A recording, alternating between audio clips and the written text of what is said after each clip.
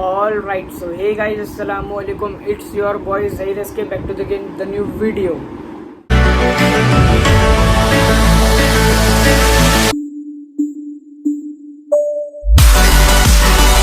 Guys, सबसे पहले आप सबको और आप सबकी फैमिली को मेरी तरफ से और मेरी फैमिली की तरफ से रमज़ान बहुत बहुत मुबारक। गाइज, मेरा आज का वीडियो कोई आउटडोर ब्लॉग नहीं है, कोई आउटडोर वीडियो नहीं है, कोई मस्ती मजाक नहीं, कुछ नहीं। मेरा आज का वीडियो रमज़ान शरीफ के ऊपर मैं आप लोगों से रमज़ान शरीफ को लेकर बहुत इंपॉर्टेंट बात करना चाहता हूँ। तो प्लीज़ मेरे वीडियो को स्किप मत करना और वीडियो को लास्ट तक देखना। अभी गाइस, जैसे कि आप लोगों को पता है कि हमारे पूरे वर्ल्ड में ये कोरोना वायरस इतनी बड़ी बीमारी चल रही है। तो अभी आप लोग सोच रहे होंगे कि मैं पहले रमज़ान शरीफ के बारे में इंपॉर्टेंट बात करने के लिए बोल रहा था और फिर अभी corona virus. So guys, important बात यही है कि जैसे आप लोगों को पता है कि अभी रमज़ान शरीफ स्टार्ट हो गए और कहीं मस्जिद चालू है, कहीं मस्जिद बंद है। तो बहुत से जगह ऐसा है कि मस्जिद चालू है, कहीं मस्जिद बंद है। तो किसी मस्जिद में सिर्फ 5 मेंबर्स ही अलाउड है, तो किसी मस्जिद में सिर्फ कमेटी मेंबर्स अलाउड है।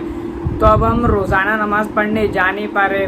अब जैसे हम रोज़ाना नमाज़ पढ़ते भी हैं तो हम अपने घर में नमाज़ वगैरह पढ़ लेते हैं रोज़ाना। अब रही बात रमज़ान शरीफ की, तो जैसे अभी रमज़ान शरीफ स्टार्ट हो गए तो अब हम नॉर्मल तो घर में नमाज़ पढ़ ही लेते हैं, बट अभी जैसे तरावी की नमाज़, तो अभी हम तरावी की नमाज़ का कैसे करेंगे।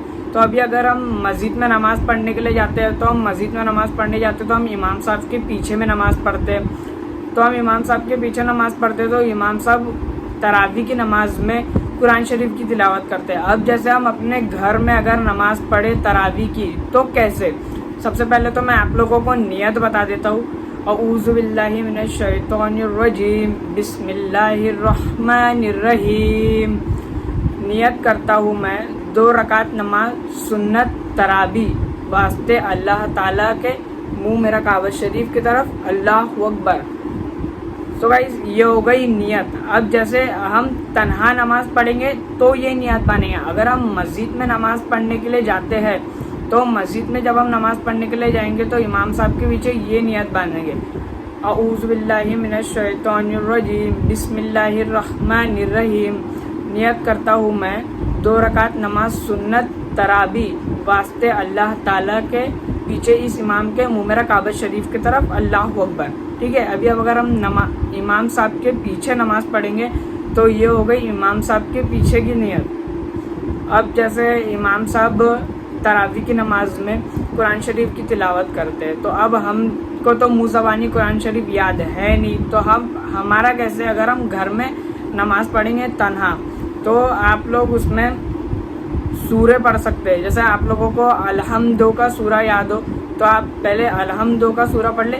सबसे पहले तो आपको सना पढ़ना है। जब आप लोग नियत बांध के नमाज के लिए खड़े होंगे, सबसे पहले आप लोगों को सना पढ़ना है। फिर सना पढ़ने के बाद आपको अलहम्दो का सूरा पढ़ना है, सूरह फातिहा मतलब अलहम्दो। तो उसके बाद में आप कौन सा सूरा पढ़ना, जो आपकी, जैसे आप लोगों को जो भी सूरा याद हो, कुल हुवल्लाहु अहद, कुल औज़ु बिरब्बिल फलक, कुल औज़ु बिरब्बिन नास या कुल या अय्युहल काफिरून, जो भी। अब जैसे मेरे को कुल हुवल्लाहु अहद का सूरा याद है, वैसे तो याद सभी है, बट मैं कुल हुवल्लाहु अहद का सूरा पढ़ता हूँ अलहम के सूरे के बाद में। तो इसी तरह से जैसे हमारी 20 रकात रहती है तरावी की। अब जैसे माशाल्लाह बहुत सारे लोगों को सारे सूरे याद होते हैं, अच्छी बात है, तो वो अलहम के सूरे के बाद में कोई भी सूरा पढ़ सकता है। अब जैसे जिनको नहीं याद तो वो ये 2 सूरे हर रकात में पढ़ सकते हैं। जैसे अब हमको 2-2 करके नमाज पढ़नी पड़ती है तरावी की, 20 रकात रहती है तो हम 2-2 करके नमाज पढ़ते हैं और हर 4 रकात नमाज के बाद में हमको दुआ मांगना पड़ता है। तो अब बिना दुआ के तरावी की नमाज होती नहीं है। तो तरावी की नमाज के लिए एक दुआ है, वो यहाँ आप लोगों के स्क्रीन के ऊपर आ रही होंगी। अगर आप लोगों को यहाँ पे क्लियर नहीं दिख रही हो तो मैं अपने इंस्टाग्राम पे पोस्ट डाल दूंगा। जैसे ही मेरा ये वीडियो यूट्यूब के ऊपर मैं अपलोड होगा, वैसे ही मैं अपने इंस्टाग्राम के ऊपर में उस दुआ का पिक क्लिक करके अपने इंस्टाग्राम की पोस्ट पे डाल दूंगा। आप लोग वहाँ से उसको स्क्रीनशॉट कर लेना और किसी पेज में लिख लेना, और जहाँ पर आप लोग अपने घर में तरावी की नमाज़ पढ़ोगे वहाँ पर उसको चिपका देना। और आपको हर 4 रकात के बाद में पहले उस दुआ को पढ़ना है, उसके बाद में आप जो दुआ मांगते हो वो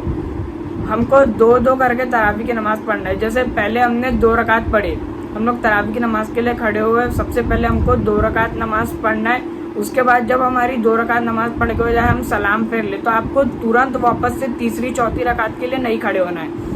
आपको पहले इत्मीनान से 2-3 सेकंड बैठना है। आप लोगों को जल्दी नहीं करना है बिल्कुल भी। हमको तरावी की नमाज आराम से पढ़ना है, कोई घाई गड़बड़ नहीं, कोई जल्दी नहीं, आराम से पढ़ना है नमाज को। उसी तरह से जैसे भी मैंने आप लोगों को बताया कि हर 4 रकात के बाद में हमको दुआ पढ़ना है, 2-2 रकात करके नमाज पढ़नी है, ठीक है। अभी गाइस जैसा मैंने आप लोगों को तरावी की नमाज की नियत बताया, तो आप लोग सोच रहे होंगे कि मैंने उसके अंदर वक्त नहीं बोला। तो तरावी की नमाज में वक्त नहीं बोलते क्योंकि उसमें वक्त नहीं होता। जैसे अब हम ईशा की नमाज पढ़ते हैं तो हम जब नियत करते हैं तो उसमें वक्त ईशा बोलते हैं, तो इसी तरह से इसमें वक्त नहीं रहता है, इसीलिए तरावी की नमाज में वक्त नहीं बोलते। तो जिस तरह से मैंने आप लोगों को नियत बताई है, आप लोगों को उसी तरह से नियत करना है। और जो मैं आप लोगों को तरावी की दुआ के बारे में बता रहा था, तो उस दुआ के बिना तरावी की नमाज नहीं होती है। क्यों? क्योंकि जब हम मस्जिद में नमाज पढ़ने के लिए जाते हैं इमाम साहब के पीछे, तो इमाम साहब उसमें कुरान शरीफ की तिलावत करते हैं। तो उसी तरह से अगर हम तन्हा जब अपने घर में नमाज पढ़ते हैं, और जैसे बात तरावी की नमाज की, इसलिए हम लोगों को पहले हर 4 रकात के बाद में उस दुआ को पढ़ना है। उसके बाद हम जो दुआ मांगते हैं वो दुआ, ठीक है।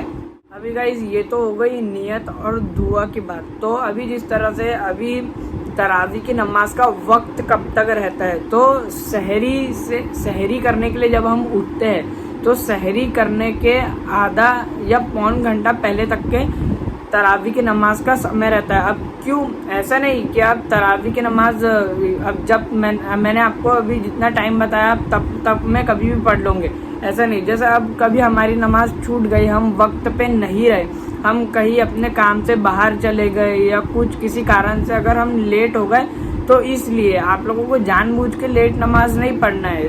जब हम ईशा की नमाज पढ़ते हैं तो ईशा की नमाज के बाद ही हमको तरावी की नमाज पढ़ना है।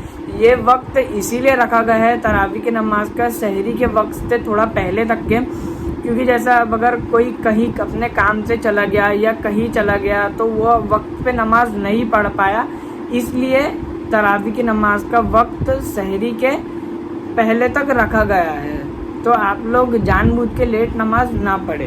अभी गाइस ये सब तो हो गया तरावी की नमाज, नियत और दुआ। अब बात आती है एतकाफ की। जिस तरह से हम हर साल रमज़ान के महीने में अपने मोहल्लों की मस्जिदों में एतकाफ में बैठते हैं, तो अगर इस बार भी इस कोरोना वायरस के वजह से अगर मस्जिद बंद हो, तो अगर आप लोगों की नियत है एतकाफ में बैठने की, तो आप लोग एतकाफ के लिए अपने घर में भी बैठ सकते हैं। जैसे आप लोग अपना कोई भी अपने घर के अंदर में एक पर्सनल रूम ले ले, आप उसी रूम में एतकाफ की नियत करके एतकाफ में बैठ सकते हैं। या फिर जहाँ पर आप नमाज वगैरह पढ़ते हो, आप उसी रूम में एतकाफ के लिए बैठ सकते हो। लेकिन ऐसा नहीं कि आप अपने घर में एतकाफ में बैठे हो तो आप उस रूम से निकल के बार बार बाहर जा रहे हो या कुछ, ऐसा नहीं। सिर्फ आप वॉशरूम के लिए ही वहाँ से बाहर जाते हो अगर आप लोग एतकाफ की नियत से बैठे हो, तो बाकी आप लोगों को वहीं पर ही बैठना है। कुरान शरीफ की तिलावत, तस्बीह, नमाज जो कुछ आप कर सकते हैं आपको उसी रूम में करना है। आप अपना पर्सनल रूम ले ले, या तो फिर एतकाफ की नियत से बैठने के लिए, एतकाफ में बैठने के लिए आप लोग बार बार उठ के रूम से बाहर नहीं जा सकते सिवाय वॉशरूम के, अगर आप लोगों की नियत है एतकाफ में बैठने की तो। और रही बात ये सब तो ठीक है पर्सनल रूम वगैरह, लेकिन अगर एतकाफ में हमारे मोहल्ले से हमारे मोहल्ले की मस्जिद में कोई नहीं बैठता है तो उसके लिए सारा मोहल्ला जिम्मेदार होता है।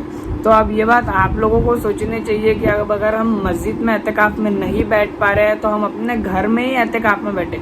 घर का अगर कोई एक भी पर्सन एतकाफ में बैठ गया ना तो माशाल्लाह बहुत अच्छी बात है। अभी गाइज ये सब तो हो गया तरावी की नमाज, नियत, दुआ, सूरे, एतकाफ, ये सब तो ठीक है। लेकिन मैं होप करता हूँ इंशाल्लाह कि जिस तरह से हम पूरा रमज़ान का महीना भर इबादत करते हैं उसी तरह से हम लोग इंशाल्लाह 12 महीने अगले साल रमज़ान आए तक इसी तरह से 5 टाइम की नमाज, कुरान शरीफ की तिलावत, तस्बीह, जो कुछ हमसे हो सकता है इंशाल्लाह हम 12 महीने ही इबादत करेंगे। आप लोग इस चीज़ की नियत करें कि अब जिस तरह से हम लोगों ने रमज़ान शरीफ में पूरे 5 वक्त की नमाज पढ़ी, रोज़े रखे, तो उसी तरह से हम लोग जो हमारे आम दिन जाते हैं रमज़ान शरीफ को छोड़ के, रमज़ान शरीफ का महीना छोड़ के तो आप लोग रोज़ 5 वक्त की नमाज़ पढ़े। इससे फ़ायदा है, हमको ही फ़ायदा है, इससे हमारी आखिरत भी संवरेंगी और जैसे हमारे घर में खैर व बरकत, कारोबार में बरकत और जैसे हमारे आफत व बला व परेशानी दूर होती।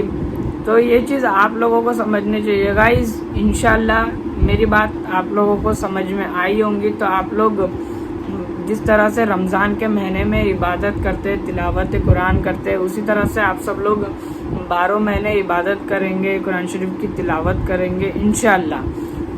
ठीक है, आप लोगों को आई होप आप लोगों को ये वीडियो पसंद आया होगा। तो गाइज़ आप लोग उस दुआ का स्क्रीनशॉट करने के लिए मेरे को मेरे इंस्टाग्राम पे फॉलो कर लो और अगर वीडियो पसंद आई हो तो वीडियो को प्लीज़, आप लोग ऐसे तो कोई वीडियो शेयर नहीं करते हो, कम से कम इस वीडियो को तो शेयर कर देना। ये आपके भी काम आएंगी, दूसरों के भी काम आएंगी। तो मेरे इस वीडियो को ज़्यादा से ज़्यादा शेयर कीजिए, मेरे वीडियो को लाइक कीजिए। अगर आप लोग चैनल पे नए हो तो प्लीज़ मेरे चैनल को सब्सक्राइब कीजिए।